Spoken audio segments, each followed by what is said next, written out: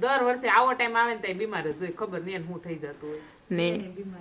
હા અત્યારે આ મજૂર ટ્રેક્ટર ને ગોળી જતા હશે ઓછું, પણ કઈ નહીં, આપણે ખાવાનું છે ઘી ગળ. આજે અષાઢી બીજ છે, તમને બધાને ખબર જ છે. અને અષાઢી બીજ હોય મતલબ આપણે બીજ પાળીએ.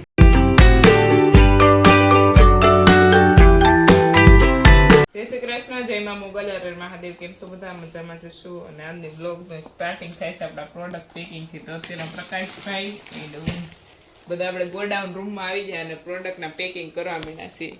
અને હવે જો આ બધા કેસોડા ને સાબુ થોડાક છે, એક વખત પેકિંગ થાય ત્યાં તો બધું પૂરું થઈ જાય એટલે પાછો આપણે સ્ટોક નવો બનાવી નાખવાનો છે. અને અત્યારમાં જો આપણા સાહેબ પેકિંગ કરે છે એટલે બહુ કઈ બોલાય નહીં આપણીથી. પેકિંગ આડાવડું થાય ને એટલે વારો પડી જાય સવારમાં. તો ભાઈ સાહેબને જવાનું છે કુરિયર કરવા. હા, આજે કુરિયર કરવાના છે પ્રોડક્ટ એન્ડ ઘીના જેટલા પણ છે ને એટલા આજે મોકલી દેવાના છે. એમાં ઘીના પણ જે પણ આપણે ઓર્ડર છે ને એ અત્યારે પેકિંગ કરવાના છે. તો આપણે જો ઘી મસ્ત ગરમ કરેલું હતું ને હવે અત્યારમાં પેકિંગ કરી લઈએ.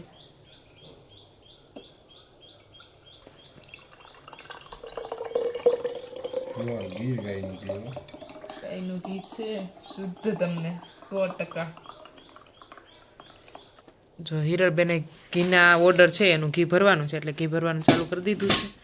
અને જો મસ્ત આપણું ઘી એકદમ કણીદાર થઈ ગયું છે. અને જો હિરલબેન ભરવા મળે છે.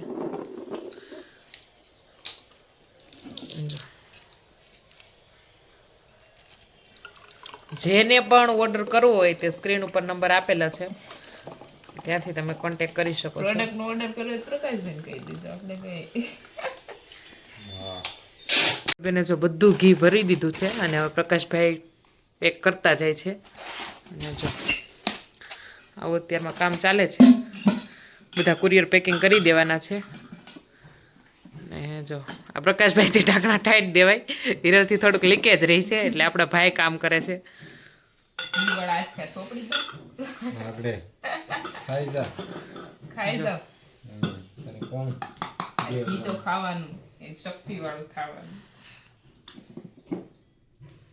અને આવી રીતે બસ આપણું કઈક કામકાજ ચાલુ છે. આપણે ઘી મસ્ત ભરી દીધું અને આપણા ભાઈ એને બહુ શક્તિ રહી ને એટલે ઈ ઓલું કરશે, હું કે ફિટ ઢાંકણા કરશે. ટાઈટ બદલાઈ ને છેલ્લે રાખો. નહીં ભૂલીએ કે તો ભાઈ નહીં તો લીકેજ થાય છે ક્યારેક, પણ નથી આમ. એમાં એવું છે જો પ્રોડક્ટ ના પેકિંગ હું કરું ને તો આમ જરીક આમ તેમ હોય ને નો હાલે, એને એકદમ આવું પરફેક્ટ કામ કરું. તો આપણે પછી પરફેક્ટ માણસો પાસે પરફેક્ટ કામ કરે એટલે હમણાં ઘણા ટાઈમ થી આપણે કુરિયર નો વિડીયો ઉતરતો જ નતો. કેમ કુરિયર ફટાફટ કામ એટલું હોય ને તો પછી એક બે જણા જે ઘરે હોય ને એ કરી નાખે અને મોકલી દે. એટલે અમારે પ્રોડક્ટ ના વિડીયો ઉતારવાનો સમય જ નતો હમણાં, કેમ કે વાડીએ હોય ને ઘરે હોય ને સેટિંગ આવું કામકાજ બધું હાલે છે. કુરિયર પેક કરવાનું, ઘીના કરવાના છે, પ્રોડક્ટના કરવાના છે, બધું થઈ જાય પછી કન્ટિન્યુ. અત્યારમાં જમવાનું બનાવવાનો સમય થઈ ગયો છે તો આપણે અત્યારમાં મીનાક્ષી દીદીએ સબ્જી મૂકી દીધું હતું. એક એને બનાવી નાખ્યું, એક મેં બનાવી નાખ્યું. અને બધું પ્રોડક્ટનું કામ પતાવી દીધું. ઘરના જે પણ કાંઈ કામ હતા એ બધા મસ્ત ફિનિશ કરી નાખ્યા. અને હવે અત્યારમાં રસોઈ બનાવવાનો બપોરનો સમય થઈ ગયો. બોલો બપોર થતાં શું વાર લાગે એટલું બધું કામ હોય તો અત્યારમાં આપણા મીનાક્ષી દીદી રોટલા બનાવે છે અને ઋષિતા દીદી આપણા વાતુડા છે. ઓલરેડી તમને ખબર જ છે. તો એ મીનાક્ષી દીદી જોડે વાતું કરે છે. અને ચાલો તો આપણા બ્લોગમાં કન્ટિન્યુ રહેશે, હું તમને આગળ બતાવીશ. મીનાક્ષી દીદી રોટલા બનાવે છે પણ સુલો જગવા વગેરે તાવડી મૂકા વગેરે અહીંયા આવીને ખબર પડી કે ઓહ આવી રીતના રોટલા થાય. તો ઘણા દિવસ પછી આપણા વડીલ એવા રોટલા બનાવશે ચૂલા ઉપર. બાકી તો ગેસે પટપટ બે રોટલા બનાવી નાખી બધા ખાઈ લઈ. અને જો यहाँ पे बन रहे हैं रोटले क्योंकि हमारे पटपट क्योंकि हमारा जो रसोड़ा बना था ने उसमें हमारे भाई ने चूल्हा नहीं डलवाया क्योंकि उसको पसंद नहीं था, इसलिए तो वहाँ पे हमारा चूल्हा था पर वहाँ पे काम नहीं होगा अभी, इसलिए हम यहाँ पे ये चूल्हा है ना ये हमारा घी गर्म करने का चूल्हा बनाया है हमने। और ये जो टेम्पररी ही है हमारा, थोड़ा हिंदी बोबड़ा जाता है लेकिन आप लोग समझ जाते हैं। बोलना है बोबड़ा हम सीखेंगे। हिंदी हमको बोलना अच्छा लगता है। और हमारा ट्रैक्टर का हालात देखो आप गाइस, क्योंकि ये लड़की को ट्रैक्टर चलाना आता नहीं है ना। મતલબ દર વર્ષે આવો ટાઈમ આવે ને ત્યાં બીમાર જ હોય, ખબર નહીં એને શું થઈ જતું હોય ને હા અત્યારે આ મજૂર ટ્રેક્ટર ને ગોળી જતા હશે. આ તો અહીંયા ટ્રેક્ટર ને મચ્છર કવડી દીધો, કેવું મોટું કવડી દીધું. તમારા ટ્રેક્ટર માં નીકળો ખર્ચો જ આવે, મને તો એવું જ લાગે. નહીં ખર્ચો નકરો નથી આવતો, આવો મતલબ ગયા વર્ષે જાની ગયા વર્ષે આ ટાઈમે રિપેર કરાવવું પડ્યું હતું ને આ વર્ષે પાછું આવા ટાઈમે રિપેર કરાવવું પડ્યું. એકચ્યુઅલી માં એવું છે. યસ અને જો સામે ઋષિ દીદી જનગ્રાફ ફોન માં જાય હી પછી દાંત લાગી ભૂખ તે વાટે બેઠી કે રોટલા ખાઈ ને તો હું ખાવા બેહું તો રોટલો મોટી બેને તાવડી જ નહીં માંડી, જો તાવડી પીની.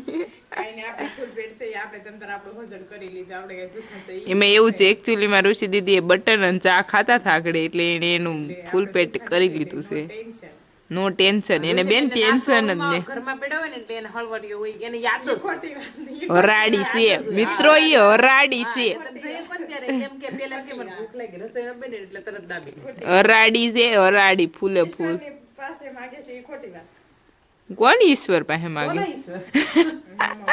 એ વાસે બોલ. અરે રામ, હું કહું આમ આમ કરે, આમ આમ. મને એવું લાગ્યું. ચલો તો આગળ બનશે આપડા મસ્ત મસ્ત રોટલા, પછી મિત્રો હું તમને બતાવીશ આ બેનના રોટલા કેવા થાય છે. કાઈ રોટલા મને આવડતા નથી, હું કઈ દેખાડવા દેશે નહીં. લે ઓહો. અને અત્યારમાં સમય થઈ ગયો છે બપોરનો, સીધો બપોરનો સમય તાઈકા.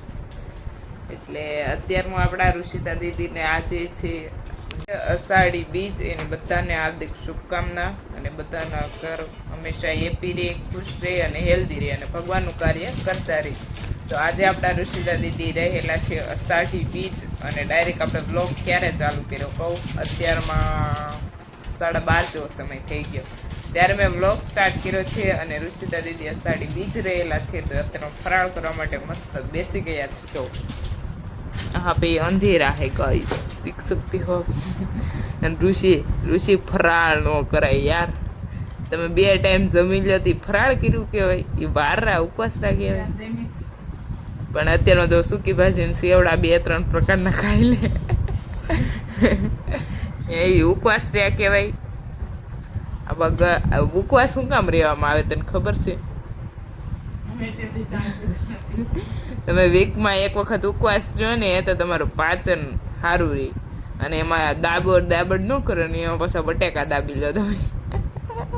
ભાઈ મજાક કરું કેમ કે આપણે શું કે ઉપવાસ રેગ્યુલર ન રહેતા, એટલે પાછા ઋષિ દીદી પાછા આખો દી ભિખારિયા હોય તો એને એડપેન થાય, એટલા માટે તો એને ખીજવાના થોડોક ઉપવાસ કરી લીધી ને વિટામિન આવી છે ને થોડી બોલવાની શક્તિ.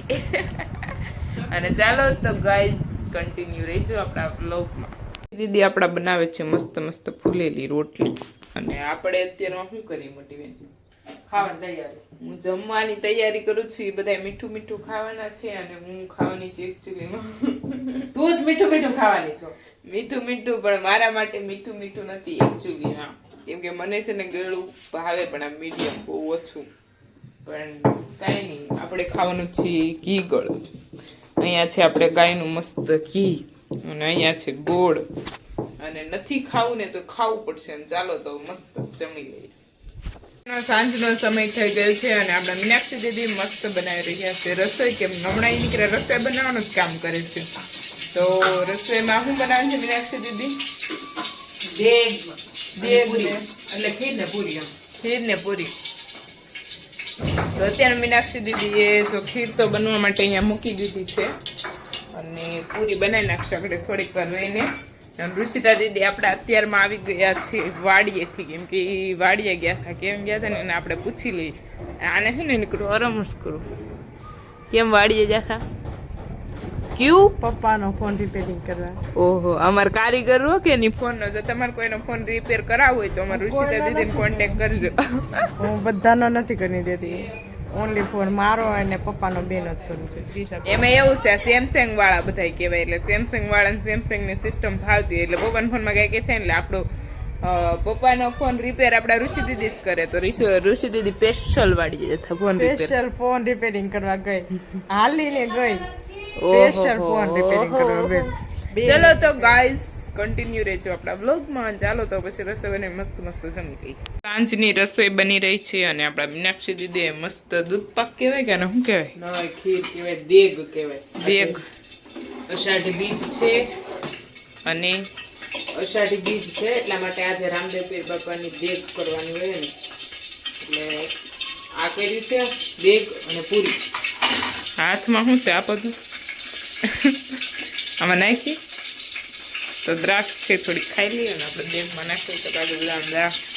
તો બીજ માવડીના દર્શન અમારે તો અહીંયા થઈ ગયા છે અને તમને પણ આપણે દર્શન કરાવી દઈએ. અને જો અહીંયા બતાવીશ એકદમ ક્લિયર બતાય છે બીજ માવડી અને બધાએ દર્શન કરી લ્યો અને બધાની ફેમિલીને હેલ્ધી રાખે અને હેપી રાખે અને બધાના સપના જલ્દી પૂરા કરે. આજે અષાઢી બીજ છે તમને બધાને ખબર જ છે અને અષાઢી બીજ હોય મતલબ આપણે બીજ પાળીએ છીએ એટલે બીજના દિવસનું જે કાંઈ પણ દૂધ હોય એની આપણે છાશ નથી ફેંકતા. એટલે આપણે અત્યારે જે સાંજનું દૂધ હતું ને એ બધા જ ના જે આપણે પેંડા પાડવાના છે. એટલે વાગી ગયા છે કેટલા કહું તો હું તમને જોઈને કહું કારણ કે ખ્યાલ નથી રહ્યો.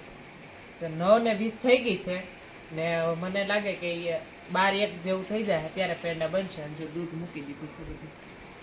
હવે જોઈએ કે આગળ શું થાય છે.